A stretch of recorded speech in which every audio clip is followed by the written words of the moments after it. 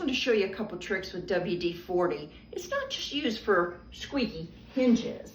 So you spray this on a squeaky door, just spray it up at the top, and you let it run down, and then of course you open and close the door, and you keep that right here greased and lubricated. Also, just say for instance you've got scuff marks onto your shoes, dress shoes, you can take and spray it on a particular paper towel or rag, and you can clean your dress shoes right here. Look how nice this makes your dress shoes.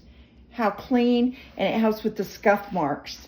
Lastly, on a pair of scissors, you can take the scissors, clean off glue, tape residue. Look at all these scissors we have that I'm going to clean them up.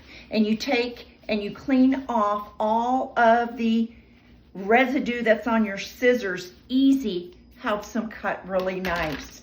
Also on a pan, I took and sprayed this on a pan, and it's coming back clear again on as I give it a little scrub in here, so it's getting burnt. This is Yvonne, Tip Tuesday. Y'all take care.